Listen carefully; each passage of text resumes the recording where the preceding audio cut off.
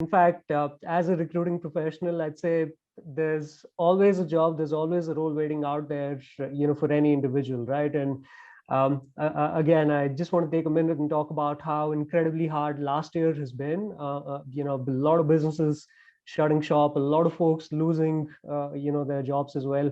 Uh, just like you said, my only, I guess, suggestion would be to hang tight, don't give up. There's some amazing platforms out there that one can use to really, give themselves the best opportunity to land something new. And I hope folks in this larger TA community can be of help with that this year. Hi, and welcome to another episode of the People Hum interview series. This is your host, Anushka at Leaders Hum. peopleHum is an end-to-end one-view integrated human capital management automation platform, the winner of the 2019 Global Cody Award for HCM that is specifically built for crafted employee experiences and the future of work. We run the peopleHum blog and video channel, which receives more than 400,000 visitors a year, and we also publish several interviews with well-known names globally every month. We have with us today Aditya Vikram. Aditya is a versatile talent advisor with over a decade of experience in hiring for the smartest minds across technology, retail, e-commerce, shipping and logistics globally. His specialties include executive search, employer branding and EVP, agile recruiting, candidate experience, and team management. His team at Maersk is focused on acquiring game-changing leadership talent to help drive Maersk's transformation journey across digital platforms, engineering, cloud, product management, and analytics, AI, ML, data sciences, among others. It's a pleasure to be in conversation with him today, and we can't wait to gain deeper insights from Aditya. So, welcome to Leaders, Aditya. Thank you so much, Anushka, and thank you to the team at Leaders Hum for allowing me this opportunity to be a part of this conversation. Super excited to be here, and thank you so much also for the kind introduction. You're most welcome, and the pleasure is absolutely ours. So, jumping right deep into the interview, Aditya, the first question I really had for you is please do tell us about your work as talent acquisition leader at Maersk and the great work that you actually did there and some of your experiences along the way. Sure. I could actually, begin by probably taking a step back and talking to you a little about, AP Moller Maersk itself. We are one of the world's largest container logistics companies. We're actually responsible for moving close to 20% of global trade every single year, and have some amazing, enterprise, clients as well. We're over a century old, close to 60 or 70,000 team members across 100 plus locations globally. Uh, Personally, for me, it's been a super interesting journey at AP Moller Maersk. I truly feel I'm getting the opportunity to, play a role on this massive enterprise-wide transformation journey that this company is going on. It's a lot of which is anchored around customer centricity, around personalizing products, offerings, and solutions to all of our customers as well, and to build on the legacy that we've had for the longest time by leveraging digital capabilities, technological capabilities as well, and truly build a unique one-stop shop kind of an experience for all our customers. So it's not just about moving large physical cargo from port A to port B, but it's truly going beyond that and focusing also on middle mile capabilities and of course last mile connectivity as well. So some really cool and interesting things that we're doing and we have been over the past 3 years. uh, Now for me personally, when I first joined Maersk a little over 3 years ago, my role was centered around helping scale up our first of its kind technology and development center in Bangalore. We built capabilities across areas like product engineering, machine learning and AI, data sciences, a lot of the areas that you alluded to in the introduction, to really help us become, a technology-driven organization, right, and move away from the old school image of supply chain and logistics, which is still very pen and paper heavy dominated, right, and so a really unique opportunity to lead a transformation in an entire industry. And I think We've gotten off to a really good start. Of course, now it's really incumbent upon us to build on this momentum, as such. So in addition to hiring super awesome technology, digital marketing talent as well, at Bangalore, my role then kind of evolved into, acquiring more senior talent, across APAC to begin with. And then just last year, I kind of moved into a more HQ global role. And so in my current role, I lead and drive executive search and leadership hiring for multiple strategic capabilities at AP Moller Maersk. So I'm hoping that that's a fairly high level overview. That's wonderful. That just shows so you bring with you so much experience and knowledge over the years, and it was just really heartening to listen to that response, Aditya. So, and it's lovely to know that you're also leveraging technology and capitalizing on the digital era uh, to work ahead. So that's really great. And well, honestly, I think uh, it's also about ensuring that we're modernizing, that we're staying relevant with the times. And you never know, right? Someone like Jeff Bezos or Elon Musk might just wake up tomorrow and decide to build an autonomous vessel or a ship. Right. So I believe somewhere it's also about future-proofing ourselves as best as we can. We've gotten off to a really good start. Of course, there's still a lot of really interesting work ahead of us. Absolutely. Can't agree more with you. So, going on to the next question that we have for you. When it comes to candidate experience, what do you think today's leaders should consider in order to really enrich it? The way I think of candidate experience is really as an incredibly vital cog as a part of any company's talent acquisition or recruiting strategy. It's certainly evolved significantly, right? Especially over the past decade or so, with so much disruption happening. A lot of technology and digital-driven, candidate experience mechanisms coming into play now.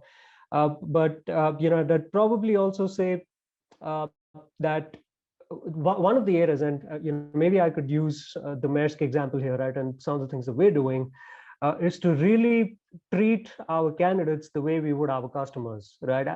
Virtually no differentiation between the two.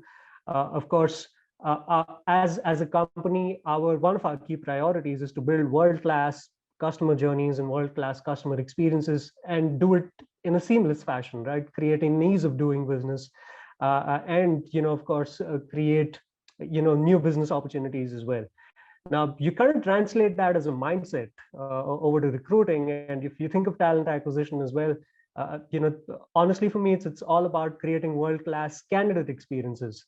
And again, I'm probably going to, use a shipping analogy here or a supply chain analogy here, right? So there's 3 or 4 parts to a supply chain journey or a life cycle. So there's first mile, middle mile, and last mile. Now you can just as easily draw a parallel in in the life cycle of a candidate, right? For any company.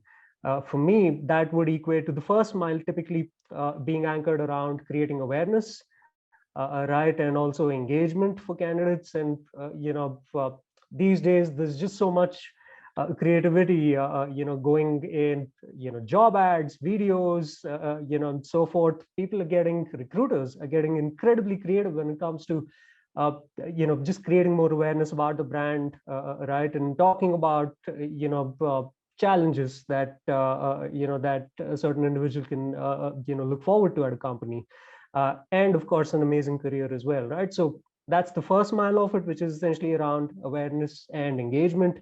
I'd say the middle mile, right, is of course creating a seamless interviewing experience, right? So this is where you're truly engaging the candidate.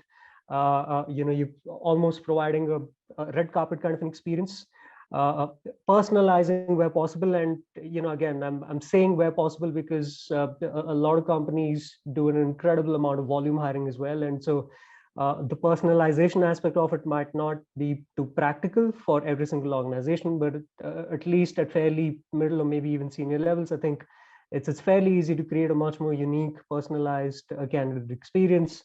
And then, of course, the last mile, right, which is, are we listening in to our candidates' sentiments? Of course, a business certainly would with its customers, right? You have NPS and you have other key metrics to really get a sense of whether or not, customers are, are satisfied, with the company's service. And so again, you try and equate that with a candidate experience survey to get a sense and a feel of, what are some of the things that as a recruiting team you're doing really well, and where, what are some of the areas where you can get better, right? Is your interview process far too long? Are there too many touch points, right? Are your interviewers, doing a good enough job in assessing talent? And sometimes you'll be surprised with, the kind of inputs and feedback you can receive from candidates who will certainly appreciate, just the idea of you as a recruiting team or as a company, even wanting to listen into their thoughts, right? And I think that's a great mechanism, to keep in mind. The second half of just that last mile, I believe, is also equally important. Is getting thoughts and sentiments from your internal customers. So for a recruiting team, that obviously means your key stakeholders, hiring managers, business, HR business partners, etc. Uh, they play an equally important part in the candidate experience life cycle, right? So I do believe it's also important to get inputs from them. And for us at Maersk, we're kind of piloting out both the candidate experience survey and hiring manager surveys across small specific groups, and then of course we look at hopefully scaling this into other multiple teams and functions. It was very helpful. It was indeed really enlightening. I was just about to say it was such an exhaustive and it was a great answer that you provided us with, especially with the analogy, so that the layman can really understand in simpler terms. And I really find what you said about the first, middle, and the last mile really interesting when you even tied it to candidate experience. And completely agree with you on the fact that we often tend to overlook candidate experience while yearning for an effective customer experience. So completely agree with you on that. Glad to hear it. Yeah. So Aditya, going on to the third question, can you speak to us a little about your concept, the concept of agile recruiting, and why would you really urge leaders to adopt it? It's an interesting one for sure. I guess there's probably two parts to this, right? When we talk about agile recruiting, and at least in my mind, I believe it's a fairly recent phenomenon that is now, truly going viral or catching up. Right, a lot of companies are building these capabilities as a part of their recruiting, mechanisms. The two sides of the coin for me, and on the one side, it's truly about agility by way of processes, right, where you're truly defining roles, responsibilities, setting expectations, right from the go. Of course, you have various platforms and tools to kind of help you with this, and that could be a enterprise software like a Jira. It could be Kanban, whiteboarding, etc., right, ticketing systems and prioritization, all of which certainly helps, but that's just one part of it, right? And then of course it's about also building out these behaviors. You have your daily stand-ups, you have weekly check-ins with hiring managers as well. So that's one part of it. I'd say the second part, which is probably just as important or maybe even more, is just agility by way of mindset, right? As a recruiting team, are you taking your stakeholders and your hiring managers along with you? Are you staying nimble enough to be able to navigate, right, to be able to change course or change direction at the click of a finger, right? We're seeing how rapidly the world is evolving around us, and if you're going to stay competitive, then you also need to be fairly nimble on your feet. And I think that's where the mindset of agility, just being, I think, more open to taking risks, but at the same time also not being too rigid, right, in your own behaviors as a recruiting team or as a recruiting professional, right? That might mean trying out new things, right? If plan A or plan B isn't working, making sure that you have enough backup options up your sleeve, And so the benefits out of this, of course, there are the more, I would say, tangible benefits around, shorter turnaround time, a much more robust, a seamless interviewing experience that you're building out. But for me, it goes beyond that. I think the lesser tangible ones and maybe some of the more softer aspects especially revolve around the benefit of building credibility, right, with your hiring managers, with your stakeholders, and your HR business partners as well. And so for me, that is an even bigger win, right, than just mere numbers that stats at the end of a month or at the end of sprints and stuff. Absolutely, absolutely. Love the response. And it's really interesting when you, first of all, it's a very fresh perspective that you provided us with. And it's really interesting how you spoke about agility in processes and procedures and agility in mindset. And I think with all the change that we've experienced over the past year, the second has really is really becoming important, and there's a lot of spotlight on the second too. So completely agree with you on that. So, Aditya, the fourth question I really had for you was, as someone who specializes in team management, what steps would you really advise leaders to take and to follow in order to focus on their teams? Sure. Well, to be honest, Anushka, it is still a fairly new journey for me by way of managing teams and people. So I don't know if I'd call myself a specialist, but I think I have been fortunate enough to gain quite a few learnings that I can hopefully bring to the table.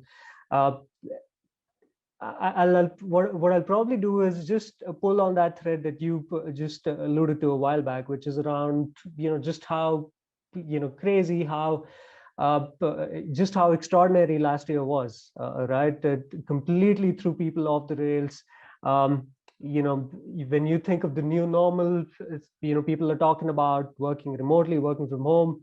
Spotify just, I think just earlier this week announced that, they're going to allow their employees to work from wherever, right? Which is again fairly disruptive. And so for me, when I think of team management, when I think of leading teams, leading people, I think staying incredibly tuned in to what could be a variety of changing needs, for folks or for team members, under a particular leader, I think will go significantly long way. And again, in a lot of ways, it's about staying agile. It's about staying nimble.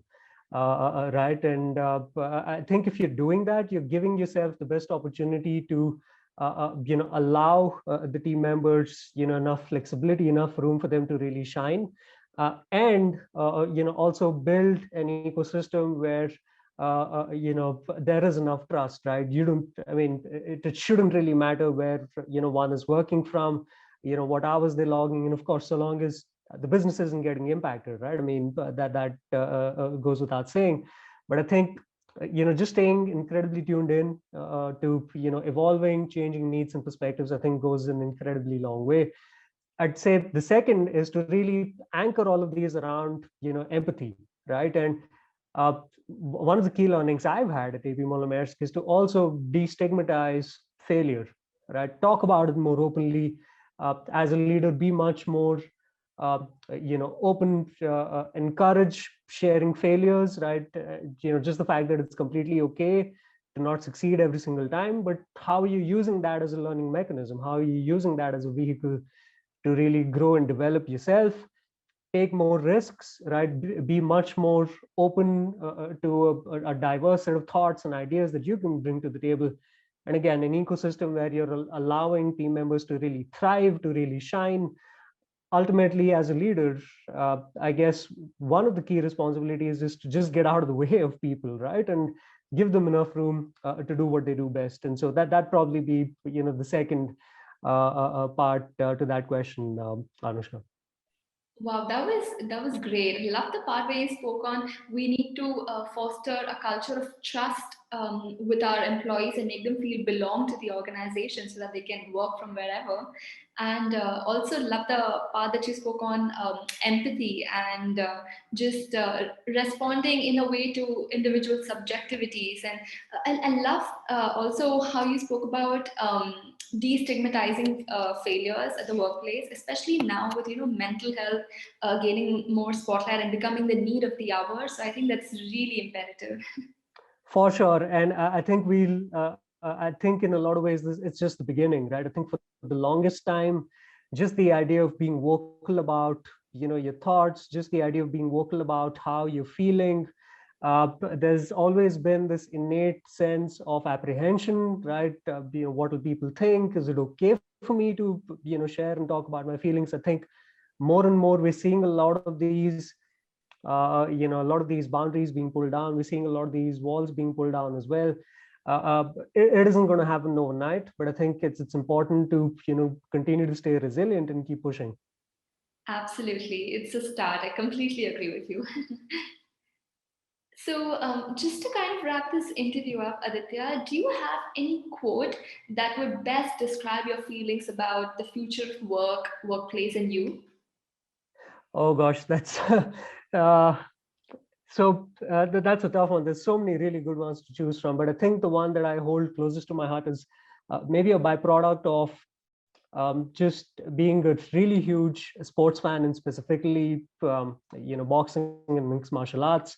I guess the quote that I hold really dear to my heart, something that I've always thought about anytime I felt low or really fell down, is from this fairly famous movie called Rocky Balboa. I'm not sure if you've heard of it, but it's about this movie specifically is about a retired champ, a boxer named Rocky Balboa, of course. And there's this one quote which goes like, "Life's not," and again, I'm paraphrasing here, so I might not get it, right verbatim, but it goes like, "Life's not all about how hard you can hit. It's about how hard you can get hit and keep moving forward. How much you can take and keep moving forward, and that's how winning is done." Unquote. So that's probably my favorite quote. Wow, that was lovely. It was great. I mean, there was so much inspiration and motivation to just keep moving forward from your end. And that was such a lovely note to end this interview on, Aditya. So, thank you so much for that last bit of positivity and just like this tip for our audience to just hang in there and we're all in it together. For sure. In fact, as a recruiting professional, I'd say there's always a job, there's always a role waiting out there, for any individual, right? And again, I just want to take a minute and talk about how incredibly hard last year has been. A lot of businesses shutting shop, a lot of folks losing, their jobs as well.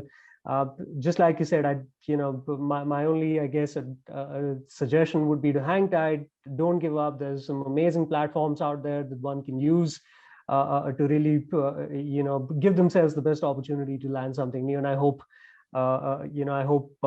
folks in this larger TA community can be of help with that this year. Absolutely, I'm sure. And I think our audience are really going to benefit from this interview. So thank you so much for those wonderful insights that you provided us with. And thanks a lot for just taking out the time to talk to us. It really means a lot. And we shall surely stay in touch in the future. I look forward to it, Anushka. Once again, thank you so much, and the rest of your team for having me here. I really enjoyed our chat. Hopefully, I added a little bit of value. And here's wishing you a great rest of the weekend ahead.